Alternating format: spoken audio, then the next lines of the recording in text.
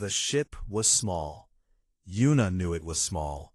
Standing at the viewport of the ESS horizon, she watched the enormous station grow larger and larger until it filled the entire window like a second sun. The Galactic Council Station was a city floating in space, wrapped in rings of light, surrounded by warships and cruisers that made the horizon look like a toy boat next to ocean liners. She took a slow breath and straightened her uniform. "Captain," Tejo said from behind her. He was holding his old leather journal against his chest, the way he always did when he was nervous. "We're being hailed. Docking Bay 94. They said it's the bay reserved for observation species." Yuna did not blink. "Then we dock at Bay 94. Hana was sitting in the corner of the bridge, cross-legged on the floor, with her tablet balanced on her knees. She was the youngest member of the delegation, barely 30, with dark circles under her eyes from years of staring at dead languages under bad lighting. She had not looked up from her screen in 2 hours. The horizon docked with a soft thud. The airlock hissed open, and the smell hit them first. It was not a bad smell. It was clean, almost too clean, like a hospital made of starlight. Sergeant Do-hyun stepped through first, his hand resting near his sidearm, out of habit. He was a big man, broad and calm, the kind of person who made a room feel safer just by being in it. They walked through long corridors of polished stone and glowing metal. Other species passed them and stared. Some were tall and shining, some were short and covered in scales. A few had no legs at all, and floated past like clouds with eyes. Every single one of them looked at the human delegation the way a person might look at a stray dog that wandered into a palace. The grand atrium was bigger than anything Yuna had ever seen. The ceiling was so high, it disappeared into soft, white light. Tiered galleries rose on every side, filled with hundreds of species, thousands of faces, all watching. The floor was made of dark stone, and carved into every surface were strange, beautiful markings, old writing, very old. At the center of the atrium, on a raised platform, sat the 3 leaders of the council. Grand Valorio Meth was tall and thin, with skin that glowed like the inside of a pearl. He sat on a chair that seemed to be made of frozen light, and he looked down at the humans with the patient expression of someone watching insects crawl across a table. Beside him sat Droon Palax, a creature built like a tank covered in dark armor plates. His mandibles clicked slowly, and his 6 eyes followed the humans with cold amusement. On the other side sat Envoy Tessara of the Selani. She had no fixed shape. Her body shifted and flowed like water caught in a slow wind, settling into something almost humanoid as a polite gesture. Her smile, if it was a smile, never reached whatever she used for eyes. "You may present your case," Ometh said. His voice filled the entire atrium without effort, smooth and deep, and very, very bored. Yuna stepped forward. She had practiced this speech for 6 months. She spoke clearly and without hurry. She told them about Earth, about fusion energy, and how humans had learned to hold a small star in a metal box, about human art, music, and stories that stretched back tens of thousands of years, about democracy, about the idea that every voice mattered, even the smallest. And then the gallery laughed. It started with the Valori delegation, a soft ripple of amusement that spread like a wave. The Droon followed with harsh, clicking sounds that echoed off the walls. Even species Yuna could not name joined in, a chorus of mockery in 100 alien voices. Ometh raised one long glowing hand, and the laughter faded. "Your energy technology," he said, "is something we abandoned 40,000 cycles ago. Your art is noise arranged by accident.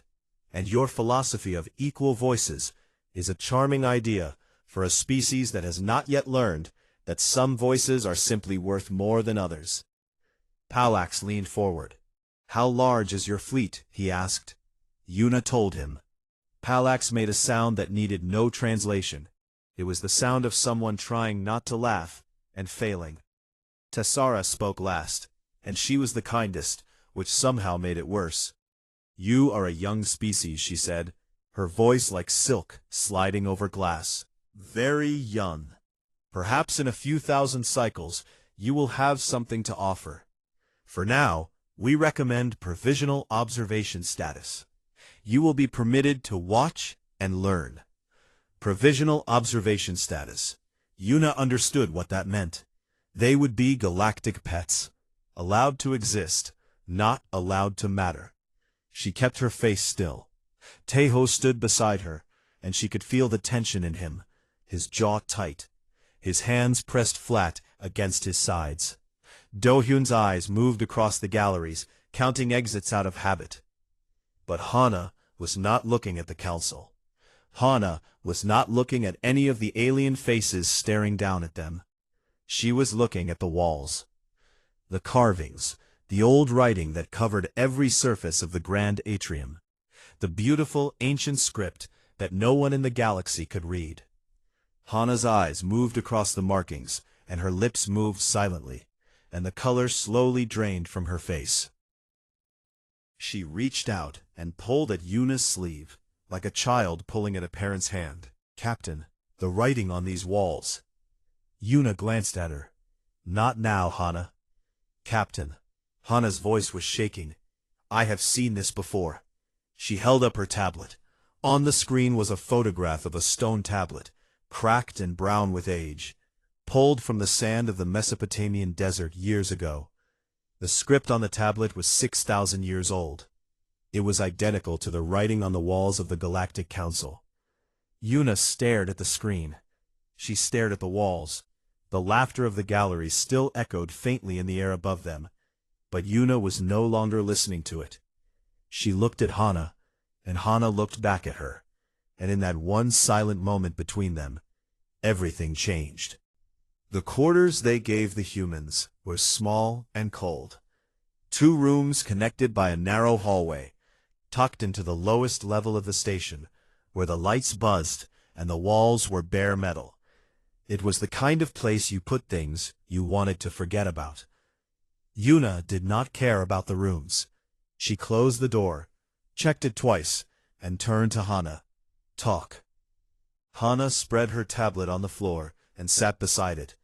Her fingers moved fast, pulling up images, old photographs, scanned pages from books that smelled like dust, even through a screen. Taeho knelt beside her. Do-hyun stood by the door with his arms crossed, watching the hallway through a crack. "The writing on the walls," Hana began, and then stopped, took a breath, and started again. "The council calls it the primordial script. It belongs to a race they call the architects. They are the oldest story in the galaxy. Every species knows about them. The architects supposedly created all intelligent life, seeded it across the stars millions of years ago, and then vanished. No one knows where they went. No one knows why they left." "And the writing?" Yuna asked. "No one can read it. Not a single species in the galaxy. They have tried for over 100,000 cycles. The script is treated as sacred decoration, holy symbols. They put it on their walls, the way people on Earth used to carve prayers into temple stones, without understanding the old language anymore." Hana paused and looked up at Yuna with wide, bright eyes. "But I can read parts of it." The room went very quiet. "The phonetic structure matches ancient Sumerian," Hana said, her words tumbling out now, fast and breathless. "The root words overlap with Proto-Dravidian, and the grammar, the bones of the sentences, they match Old Korean, Idu script, the earliest writing system used on the Korean peninsula. The architects visited Earth. They left pieces of their language inside ours. They planted it like seeds in our oldest civilizations." Taeho picked up his journal and opened it to a page covered in his own handwriting. He had been studying ancient scripts for years, quietly, as a personal project. He set it beside Hana's tablet, and the similarities were obvious even to Yuna, who was no linguist. The shapes rhymed. The patterns echoed. If this is real, Yuna said slowly, then we are not what they think we are. No, Hana agreed. We are not. Yuna thought for a long time. She stood and walked to the small viewport in the corner of the room. Outside, the station turned slowly against the stars. Somewhere out there, hundreds of species were laughing at the memory of the small human delegation and their foolish little presentation. We need the complete texts, Yuna said. The fragments on the walls are not enough. Where are the original architect writings kept? The restricted archive, Hana answered. It is the oldest part of the station. Only full council members have access. And we are not full council members. We are not even close. Yuna sent Taeho and Hana to make a formal request the next morning. They stood in a polished office and spoke to a Solani administrator, who listened with polite attention, and then denied them with a smile that looked like it had been practiced 10,000 times. Provisional species did not have archive privileges. Envoy Tessara herself appeared briefly and explained it in gentle words that felt like being patted on the head. They returned to quarters empty-handed. Yuna looked at Do-hyun. "Sergeant," she said, "find me another way in." Do-hyun nodded once and left. He came back 4 hours later. He had found the archivist. Not old the way trees are old, or mountains, but old the way starlight is old. A being of no known species, thin as paper, with skin like dried leaves, and eyes that held the kind of tiredness that comes from watching centuries pass without anyone visiting. The archivist lived in the restricted archive the way a ghost lives in a house, attached to it, part of it, forgotten by everyone who walked the brighter halls above. Do-hyun had found the archivist's entrance by following maintenance tunnels that no one used anymore. He had knocked on the door. The archivist had opened it and stared at him for a very long time, and then asked, in a voice like wind through dry grass, "Are you lost?" "No," Do-hyun had said. "I am looking for someone who takes care of old words, not because of politics or power or persuasion, but because Hana walked up to the nearest shelf, touched a scroll with careful fingers, and whispered the first line of text out loud in the primordial script. The archivist stopped moving. Then the archivist sat down very slowly, the way a person sits down when their legs stop working, and said, "Say that again." Hana said it again. The archivist's ancient eyes filled with something that looked like water, and the archivist opened every door in the archive. Hana worked through the night. The texts were vast, poetry that described the birth of stars, laws written for civilizations that no longer existed, star maps showing routes to places the galaxy had forgotten, philosophical arguments about the nature of time, of memory, of what it means to be alive. She could not read all of it. Taeho sat beside her, recording every word, every sound, writing the translations in his journal with a hand that grew more steady with each hour, as if the work itself was giving him strength. By morning, Hana had pieced together the most important passage, 3 parts, a greeting, a challenge, and a promise. It was the formal invocation the architects used to open their highest councils, the words that started everything. Yuna read the translation and was quiet for a long time. Then she picked up her communicator and sent a formal request to Grand Valori Amith. Not for a second audience, not for another chance to be laughed at. She requested the right to speak the opening invocation before the full Galactic Council. Amith received the request and laughed. He laughed so hard that his luminous skin flickered. He approved it immediately and told Palix, "Let the animals bark. It will amuse the gallery." The session was scheduled for the following day. Yuna put down her communicator and looked at her team. Taeho with his journal, Hana with her tablet, Do-hyun by the door. "Get some rest," she told them. "Tomorrow we change everything." None of them slept. The grand atrium was full. Every seat in every gallery was taken. Species that had not attended a council session in decades had come to watch. Word had spread through the station like fire through dry wood. The humans had requested the opening invocation. The youngest, weakest, most ridiculous species in the galaxy was going to stand on the central dais and attempt to speak the sacred words that no living being had spoken in over 100,000 cycles. It was the best joke the galaxy had heard in years. Yuna stood in the corridor outside the atrium and listened to the noise of the crowd beyond the doors. It sounded like the ocean, a deep, rolling murmur of alien voices, clicking and humming and whistling and speaking in tongues she would never learn. She adjusted her dress uniform. It was dark blue with silver buttons, simple and clean, the uniform of a species that could not afford to be fancy, but refused to be ashamed. Tejo stood to her left, his journal tucked inside his jacket. Hana stood to her right, holding her tablet with both hands. Her fingers were shaking. Do-hyun stood behind all three of them, a wall of quiet muscle and steady eyes. "Hana," Yuna said softly, "are you ready?" Hana swallowed. "I think I might be sick." "That is fine. Be sick after." They walked in together, 4 humans crossing a floor of dark stone, while thousands of alien eyes watched from above. The distance from the door to the central dais felt like a kilometer. Yuna kept her back straight and her eyes forward. She did not look at the galleries. She looked at the far wall, where the ancient carvings glowed faintly in the light, and she walked toward them like she was walking home. Grand Valoriamith sat on his throne of frozen light, with his fingers laced together and a smile on his glowing face. Beside him, Palak's mandibles clicked in a slow, amused rhythm. Tessara had taken a shape that was almost human today, which might have been mockery or might have been curiosity. It was impossible to tell.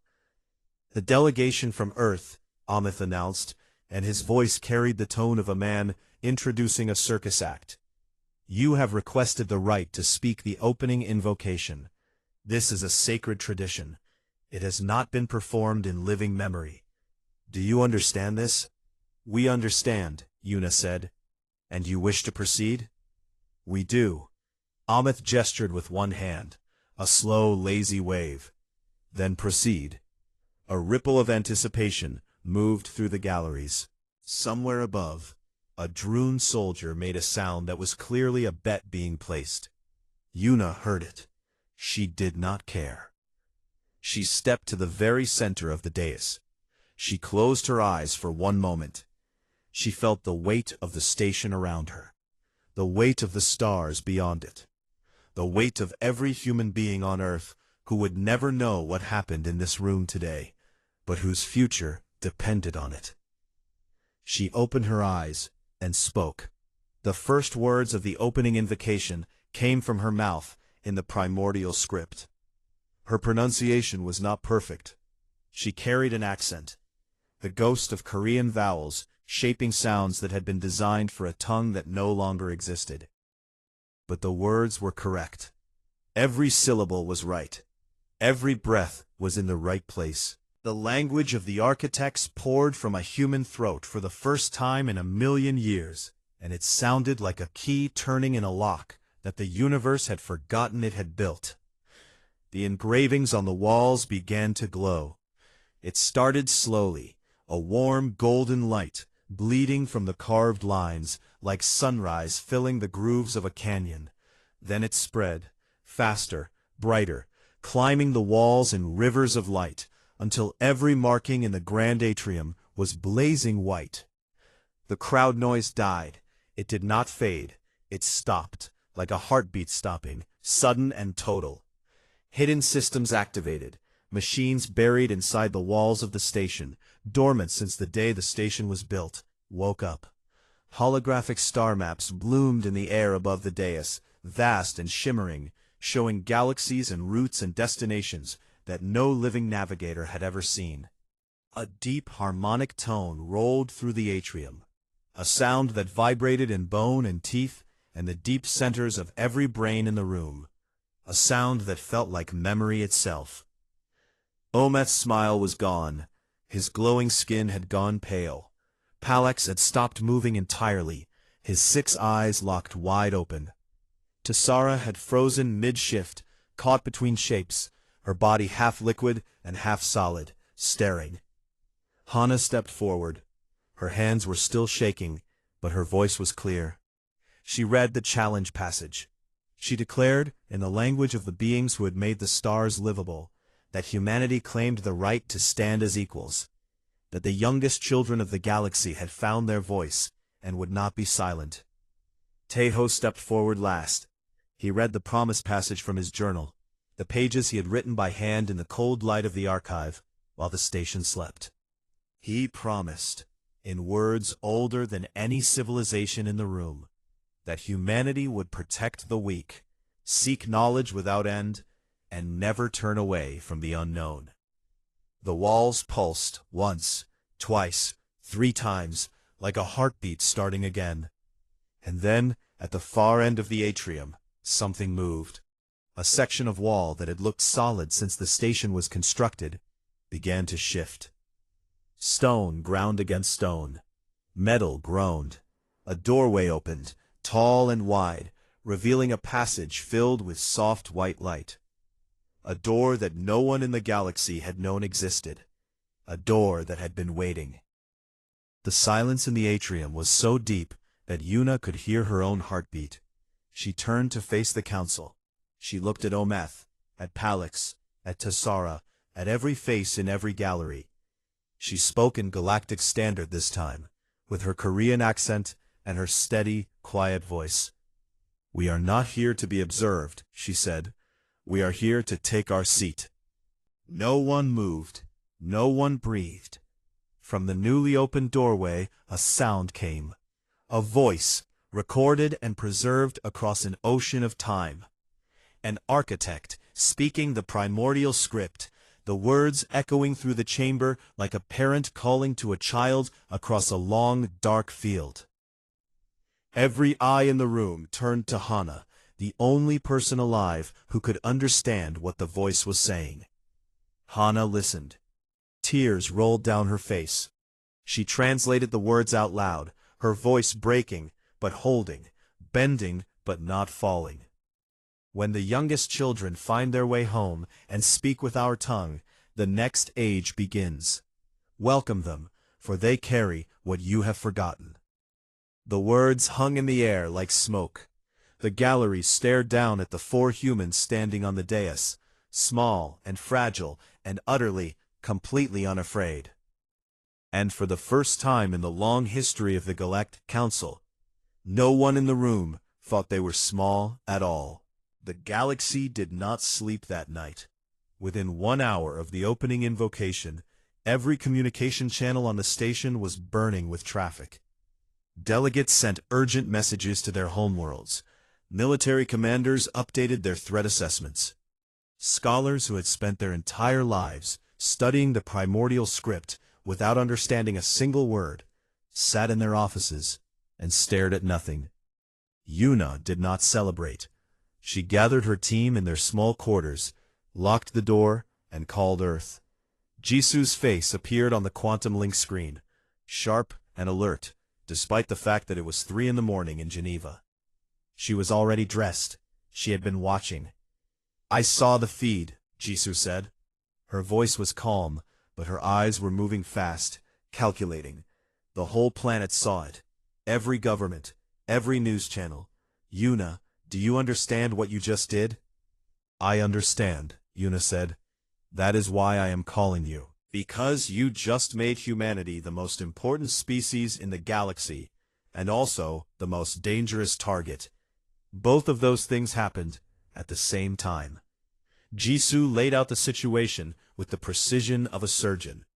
The council was fracturing into 3 camps, and each one was a different kind of problem. The Valori were in crisis.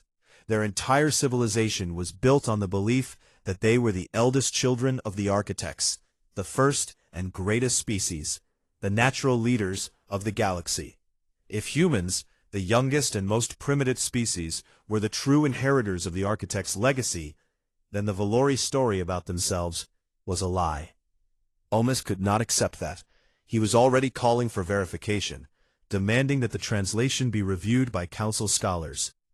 But privately, Jisu's intelligence contacts reported he had ordered his own linguists to find any way to discredit Hana's work. The Droon were simpler and more dangerous. Palax did not care about language or legacy. He cared about power. The open doorway in the atrium led to a sealed architect facility filled with technology that no one had seen in a million years. If humans controlled that technology, the military balance of the entire galaxy would shift overnight. Palax had already sent word to his home fleet. Ships were moving. He called it a defensive reposition. Everyone knew what it really was. The Solani were the hardest to read. Tassara had sent a formal message to Yuna within 30 minutes of the invocation, requesting a private meeting. The message was warm, friendly, and full of words like partnership and mutual benefit. Jisu told Yuna to take the meeting, but promise nothing. "Move slowly," Jisu warned. "Do not claim too much. Do not show everything you find. Let them come to you." "And if they do not come?" Yuna asked. "I am sending the ESS Resolve, larger crew, larger diplomatic team, and enough security to make Palax think twice. It will arrive in 48 hours. Yuna ended the call and turned to Hana. "The facility. We need to get inside before anyone else does." The architect facility was vast. The doorway in the atrium opened into a corridor of smooth white stone that stretched deeper into the station than any existing map showed. It was as if a hidden city had been sleeping inside the walls all along. Hana walked ahead with her tablet, reading the script on the walls as she went, murmuring translations under her breath. Teho followed with a recording device. Dohan followed with his weapon drawn, not because he expected danger inside, but because he expected danger from anyone who might follow them in. The rooms they found were breathtaking, libraries of crystalline data storage, workshops with tools that still hummed with power after a million years. Star charts projected on walls that activated when Hana spoke certain words aloud. Maps of the galaxy, as it had been when the architects walked it, with routes and locations and markers that meant nothing to anyone alive. And then Hana found it. A room at the heart of the facility, circular and quiet, with a single display in the center.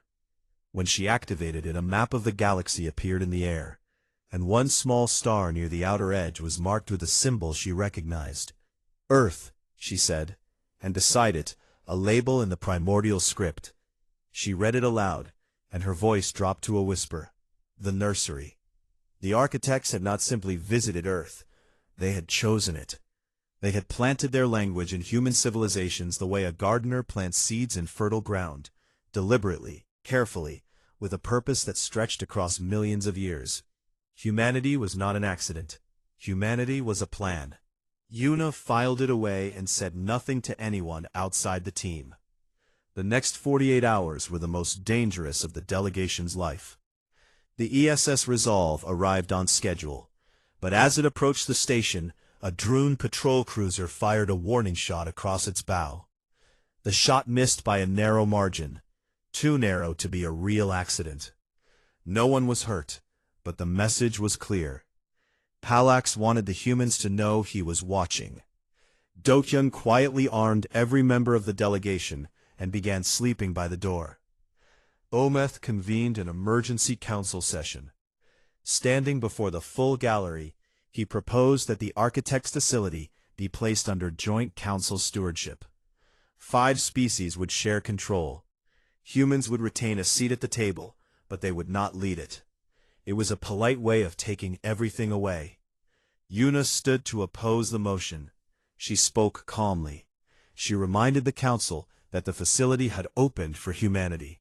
That, the architect's own words, had named humans as the intended recipients. That taking the facility from the species it was meant for would be an act against the architect's will. Ometh argued back with the skill of a being who had been winning arguments for thousands of years. The vote was called. It was going to be close. Then Tessera spoke. The Solani envoy rose from her seat like water rising from a pool. She looked at Ometh. She looked at Palex.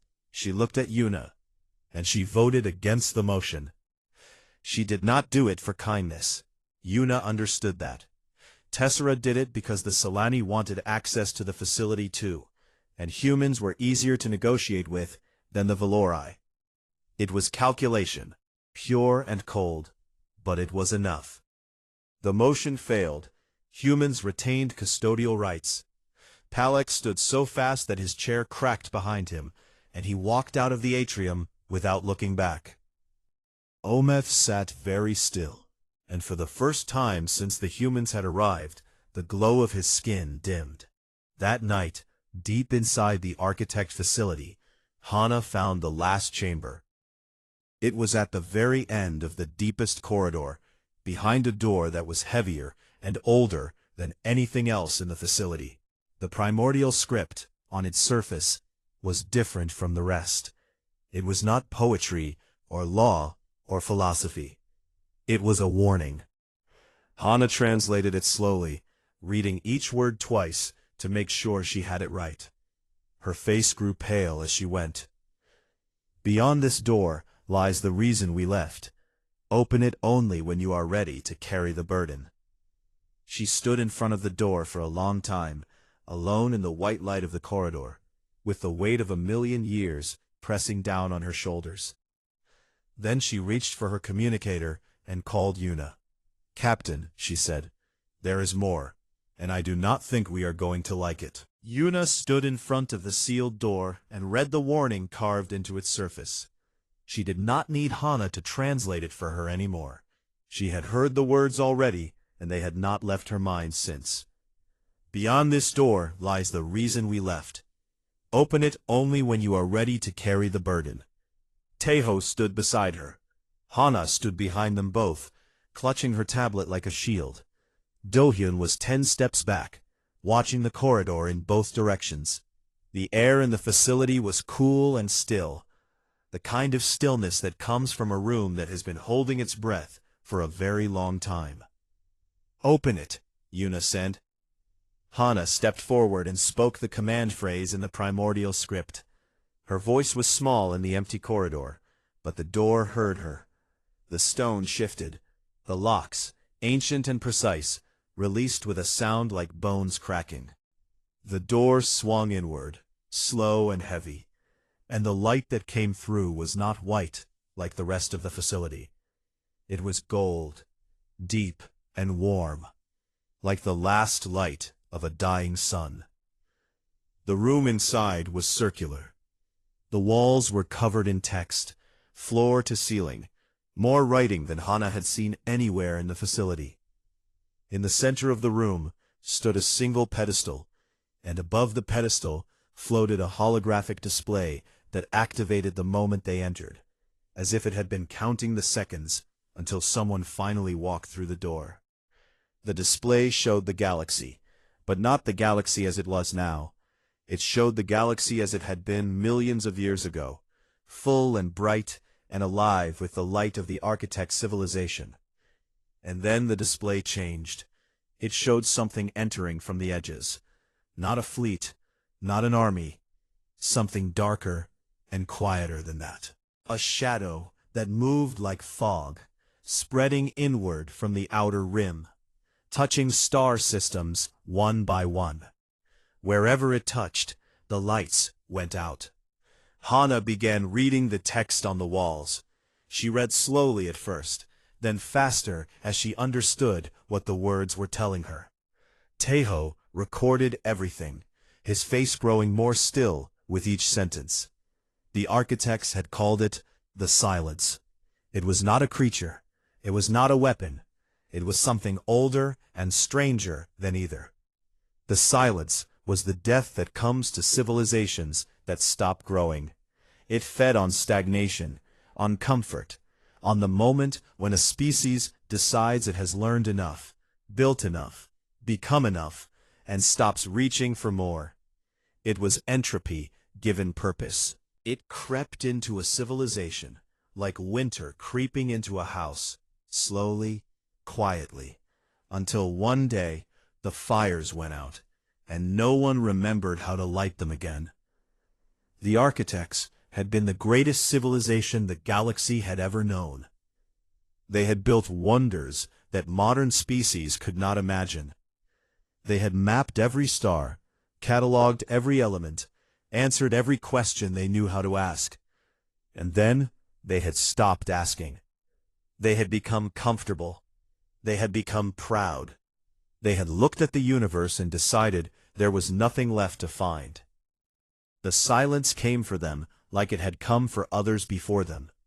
And the architects, for all their brilliance, could not fight it. Because fighting the silence meant changing who they were, and they had grown too old and too certain to change. They planted seeds. They scattered their language across the galaxy, buried it in the youngest civilizations, the ones still crawling and stumbling and making mistakes. They hid it deepest in the species they believed had the best chance of surviving what was coming.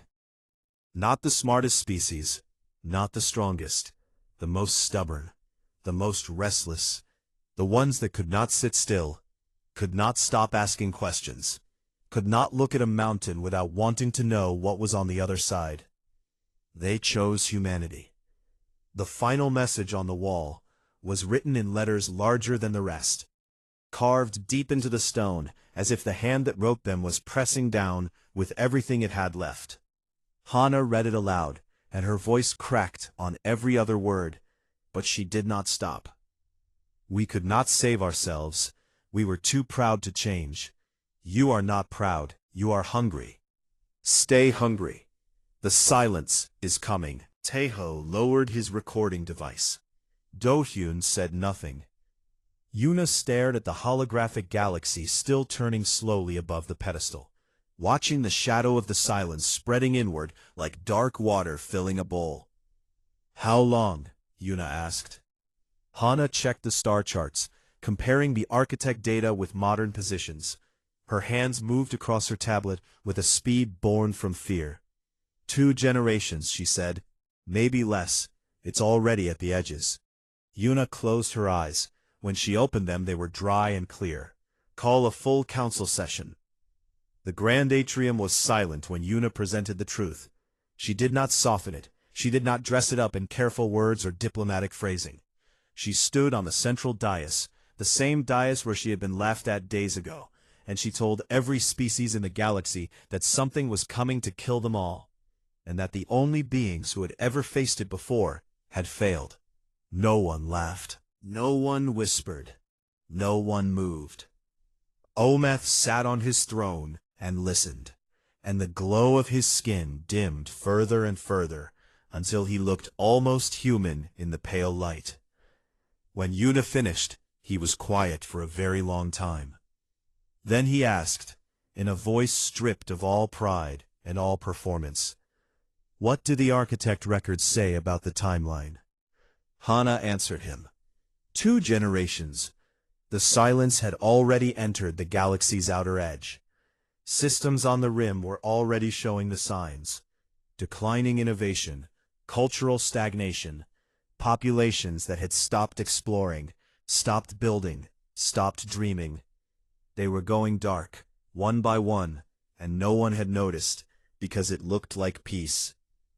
Palak stood, the Droon commander who had fired on a human ship, who had laughed at human military strength, who had looked at Yuna like she was an insect, rose to his full height and spoke a single word in the Droon language. Hana did not know the word, but Taeho's translation software caught it.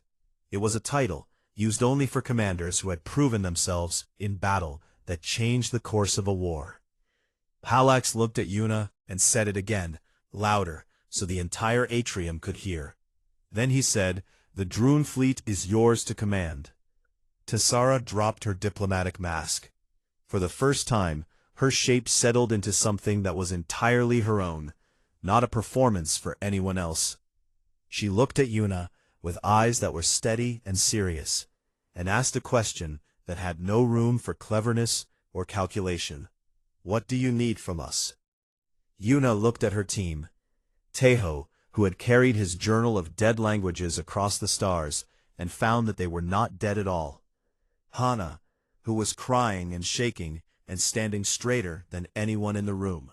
Dohyun, who had already moved to the door of the atrium and taken up his position, guarding the exit, ready for whatever came next. She looked at the gallery. Hundreds of species, thousands of faces, beings of light and stone and water and fire, all watching the youngest species in the room, waiting for an answer. "We need you to do what the architects could not," Yuna said. "Change, grow, be uncomfortable, argue with each other, make mistakes, try things that might not work, stop being so certain about everything, be hungry again." She paused. "The architects were brilliant, and they died because they stopped reaching. If we sit here and admire their ruins, we will die the same way. The silence does not come with weapons, it comes with comfort. It comes with the feeling that there is nothing left to do, and the only defense against it is to never, ever stop moving." Then, from somewhere high in the galleries, a single voice began to speak. Then another. Then another. Species that had not spoken to each other in centuries were talking, arguing, asking questions. It was messy and loud and chaotic, and it was exactly what was needed. Later that night, Yuna stood alone at a viewport on the upper deck of the station. The stars stretched out in front of her, endless and bright. And somewhere far away, at the very edge of the light, something dark was waiting. She could not see it, but she knew it was there. Teho found her there. He stood beside her and said nothing for a while. Then he asked, "Do you think we can do it? Unite all of them? Face the silence?" Yuna watched the stars. About a small blue world where people had been fighting and building and dreaming and failing and trying again for 100,000 years. Never once agreeing on anything except the stubborn belief that tomorrow could be better than today. She smiled. It was a tired smile, worn at the edges, but it was real. "We are human, Teho. We have never known how to quit." Behind them, through the viewport, the first ships of the new fleet were beginning to gather. Communication signals flashed between star systems, as word spread to every corner of the galaxy. Something was coming, and for the first time in 1,000,000 years, the galaxy was choosing to stand up and face it, instead of sitting down and fading away. And far out on the edge of known space, where the stars grew thin and the darkness between them grew wide, the silence waited. It had consumed civilizations beyond counting. It had swallowed empires that thought themselves eternal. It was inevitable. It had never lost. But it had never faced anything like humanity before. And for the first time in its ancient, endless existence, the silence was not the only thing in the galaxy that refused to stop.